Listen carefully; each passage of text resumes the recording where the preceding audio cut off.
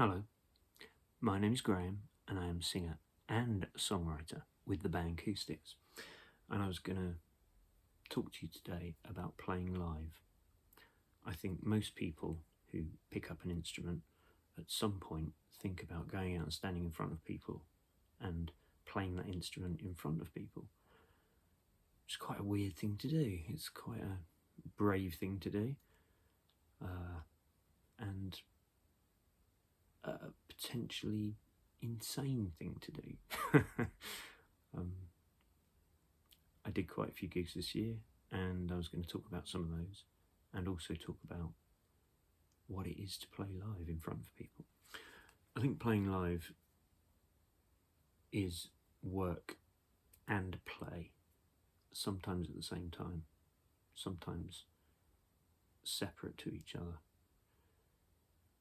It's something where you you concentrate and you let go at the same time. I sing with an 80s band called Rubik's Cube, and we played a gig at the start of December at Canvas nightclub in Bournemouth. I just remember getting to this point where I just fell on my knees on purpose, because I thought, I've got a bit of space on this stage and I want to do something. And I was kind of in the middle of the song, and I just for effect, I just thought, let's try it and see what happens. And it was just a really fun moment. It was a fun moment where I did something spontaneously without thinking about it too much. But at the same time, we spent all afternoon setting up and getting ready for it, which is what you do. It's a lot of work to go out and play live. If you take all your gear with you and set it all up yourself, then it's a lot of work. So the payoff, it's kind of worth playing after that. And I was playing at that point. I was just jumping around being silly and just making the very most of that moment. It can also be sort of hard work when you're playing, because this is part of to do with the audience, but to get feedback is a really big thing for me. When I'm singing with the 80s band, I'm being musical, but there's a lot of performance in that, which I'm not sure how good I am at the performance side of things.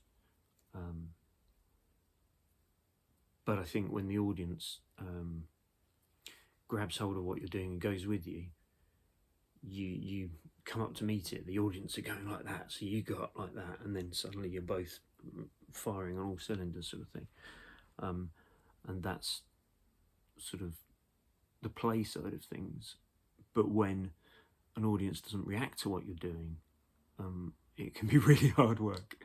I did a gig at a very small, very pleasant venue, and the people behind the bar were really nice to me, really friendly. But part of the way through the night, or part of the way through my set, a guy came over to the bar and asked the staff to ask me to turn it down because he was busy talking to whoever he was having the meal with. And, they're paying to eat there and what have you. And it made the gig much harder work than it would have been otherwise. And it was one of those moments where you just question everything. I was totally unsure of what I was doing. Another moment where I played at another pub, and I've done this quite often.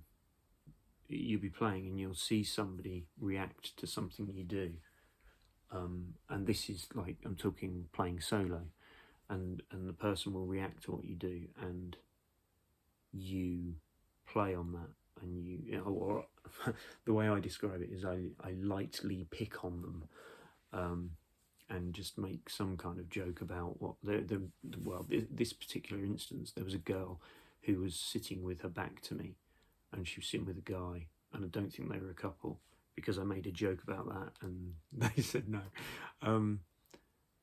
But she was looking at me, and every time I finished a song she'd kind of go, sort of pull a face like that. And the guy who was with her said, she's enjoying it. She just pulls a face like that all the time. And my reaction was, oh, thank goodness for that. I thought she was hating everything I was doing.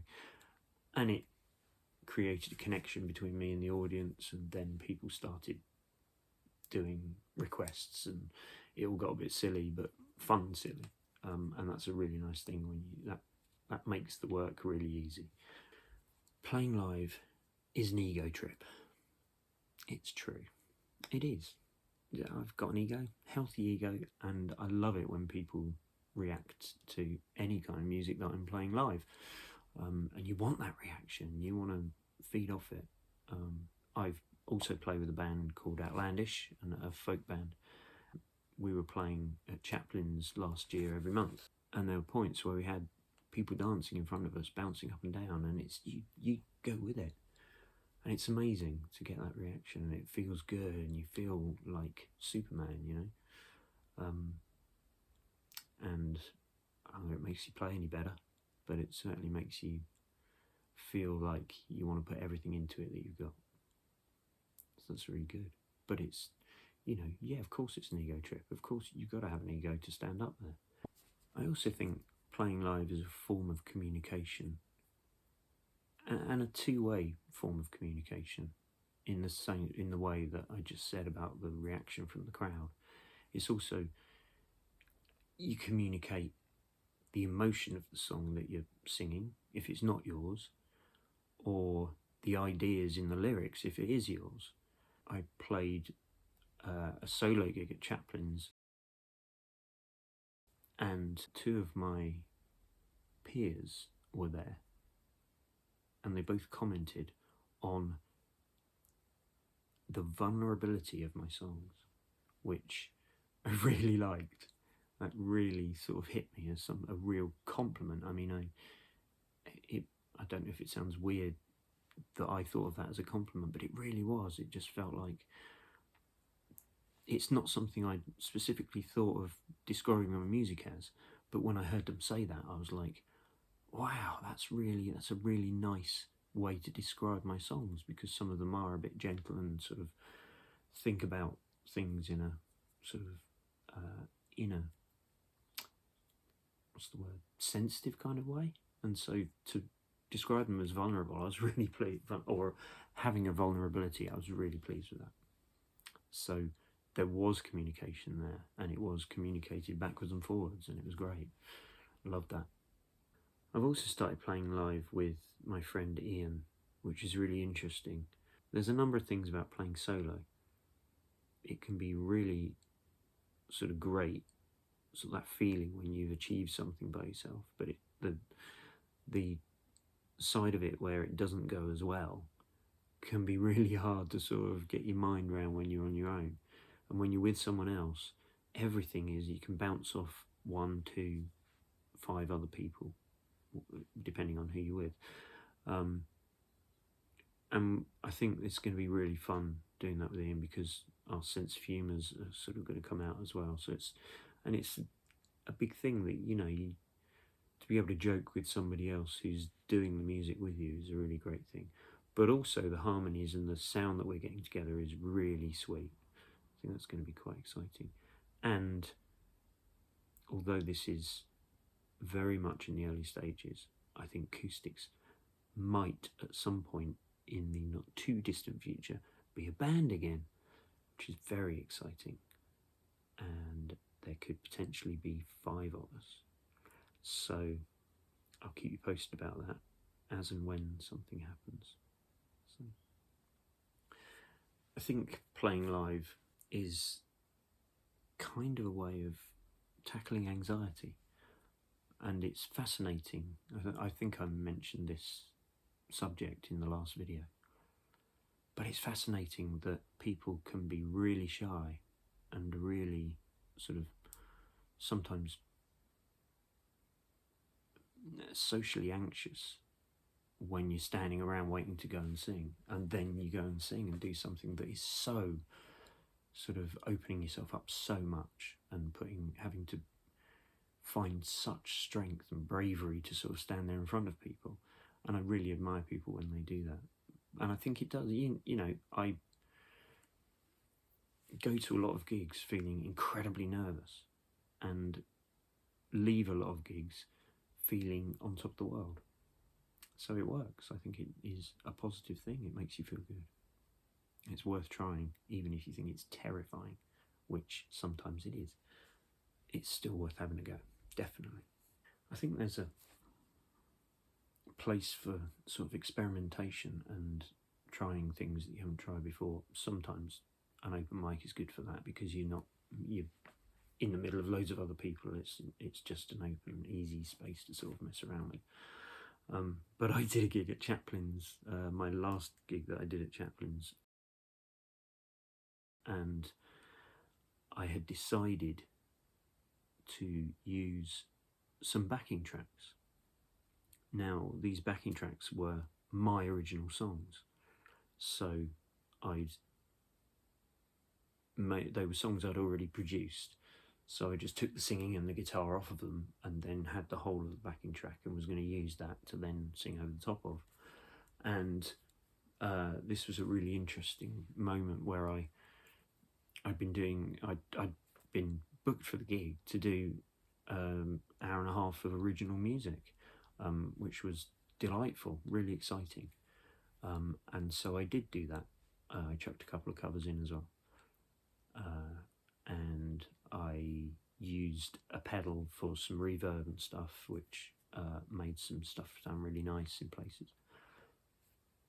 But also, I had these backing tracks. I had like five maybe. And the first one I did was a kind of sort of electro-poppy sort of song that I did for the name of another band called the Chroma Trees, that I do all my electronic stuff under that name. So I decided to try that one first. I don't really know why, and I was nervous, so I introduced it as an interlude, which is insane, because when I spoke to my friend about it, he said, "Why did you call it an interlude? That's like you're telling everybody, go and have a wee, or go outside for a cigarette or something," which incidentally people did. People started walking out once I started singing this song. So I got really nervous and didn't use any of the other backing tracks for the rest of the gig, and didn't do those songs that I was going to do with the backing tracks. So that was, I wouldn't call it a disaster, but that was a moment where I tried something and in my head it didn't work. Maybe it did work when people heard it, I don't know. Maybe I was looking at their reactions and thinking, oh God, this is a disaster because they're looking at me like that. But maybe they were going, oh, this is interesting. You can never really tell. But it was the way that my mind twisted because of it. I was like, this is not good. I'm not using these again. Which is a real shame, because as you'll see at the end of this video, there is a backing track which I was going to use for a song called Carnival of Blue, which is a kind of crossover one. I recorded it for the Chroma Trees, but I'm going to use it for Coosticks as well, because I really like it. I think it's a really great song, and it would have sounded okay, I think, if I'd have used the backing track on that night. But I just chickened out. So what I've done is recorded myself playing and singing on the track here, with the backing track playing over the top as well. There's two guitar lines, so I'm playing one live and the other one is on the track, and then all the backing that I would have used is on the track as well. I'm singing over the top, so you'll hear that in a minute. But it was just one of those occasions where you try something and it either didn't work or it did work, but you didn't follow it through and whatever. But the sort of bottom line of that moment is that I abandoned trying to do that. I think another interesting thing about playing live is what to expect from it, because the most unusual things can happen. You can go to a place, walk in and think, oh, this place is lovely, and then get no reaction whatsoever from people. Or you can go somewhere else and people don't really react, but you can see on their faces that they're enjoying it. You can sometimes you can just feel this supernatural feeling of, oh yeah, this is working, even if nobody's reacting. It's strange. And then sometimes you can do a gig, like for the last 2 years I've done Music in the City in Southampton, which is a day in Southampton where hundreds of people play music all day at loads of different venues in the city, which is really cool. I just found it by accident last year and then did it, and this year, last year, the year before, 2021, it's 2023, isn't it? 2021 and 2022 I did it. In 2022 I did this recent one. I was playing in this very small cafe, really sweet little cafe, the Retro Cafe, and the PA wasn't working, and I kept plugging my guitar in and stuff and singing a song, got halfway through and it would cut out, or it would probably did, and so I just gave up on the PA in the end, unplugged and just did it acoustically. I had to shout a little bit, but people really enjoyed it. I could see people enjoying it. And at the end, a guy came up to me and asked me to do a Christmas party for him, which I did in Southampton in the new Mayflower Theatre. That went really well. So you never know who's going to be watching you. So it's worth going and getting out there in case somebody's standing around watching you and they could get you another gig or help you in some way. One of the delightful things about playing live is when your friends or your family turn up, especially if you didn't know they were going to be there. It's really cool. I remember playing at Vinilo Records in Southampton. Perhaps it would have been before lockdown, I think. And a couple of my friends from the Isle of Wight turned up and had no idea they were going to be there. It was fantastic to see them.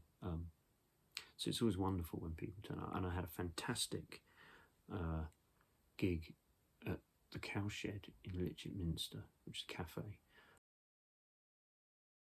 at Christmas, and play a few Christmas songs, and just everything about that gig worked. It was like I felt confident and relaxed-ish when I started. My friends Ian and Emma came to see me, and everybody who was in the audience reacted to it really, really well. They really enjoyed it. Some people stayed till the very end. I could tell they were sitting there just because I was playing, because they got up when I finished. And when something like that happens, it's just, you think, oh, this is the best thing in the world. And you never know what to expect when you get there. But when it actually happens, you're like, this is the best thing. There's no feeling that quite captures the high that you're on when you're in the middle of all that. It's really great. But it's also a really important thing, I think, is not to dwell on making a mistake, because I did have a point, and it's a while back now, to be fair, but there was a point where the whole gig would be ruined if I made a mistake. I'd be like, I've got to get from this place to an hour and a half to 2.5 hours in the future and not make one mistake, which is, it's cool. You know, if you're in Prince's band, then your life depends on that. But, you know, we're all human, and I don't really give myself that much of a hard time now if I make a mistake or two. So it's worth keeping that in mind, I think. There were a handful of places that I played this year that were really lovely. I got to play at the Key Arts Centre in Newport, thanks to a guy called Chris, who put me on one of his nights, and it was really, I think I was too nervous to enjoy it, really. But it was really lovely to play at the Key Arts Centre, because it was somewhere that I used to go a lot. And so that felt really special. I did a few dates for Ventnor Fringe, and I played on the bandstand in the middle of their gardens, and that was a thrilling one, because you could just see the park was kind of fullish, and then the more I played, the more people walking past and people were stopping and watching, and it was just really great. And I kind of felt I slightly had them in the palm of my hand. It felt really good. So that was a real highlight for me of the year playing live. I'm hoping I'll get to do that again next year. Especially I'd like to play on the bandstand again. I played at Hope FM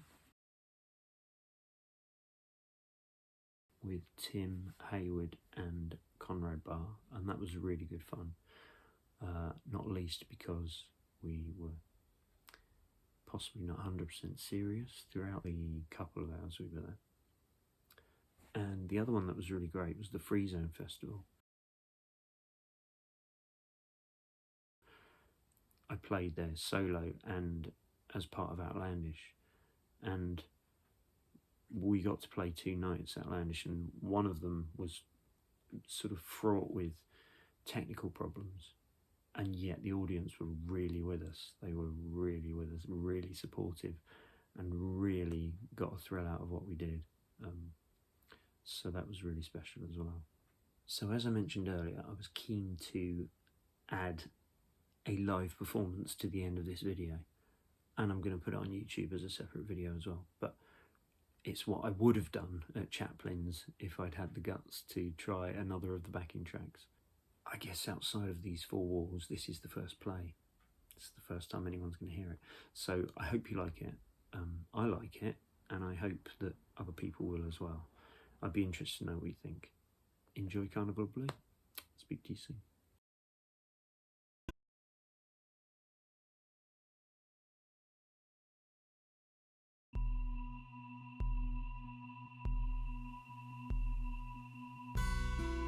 I saw you lying, I saw you dying, I saw you crying in a carnival of blue. Life can be hollow, it's hard to swallow. Big steal or borrow from a carnival of blue. There was a time when we thought happiness more or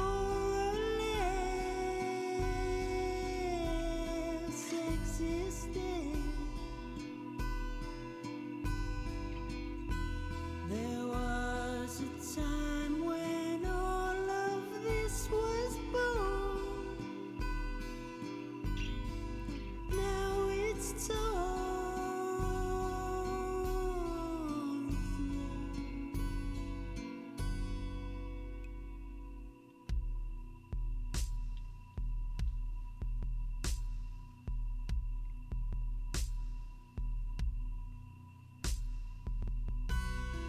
Money won't love you, no matter what you do. Still you solicit in everything you do. Life can be cruel, so I play the fool. A kiss by the pool in a carnival of blue. There was a time when we thought life was fair, light as air, not a prayer. There was a time when all was possible. Then the fall.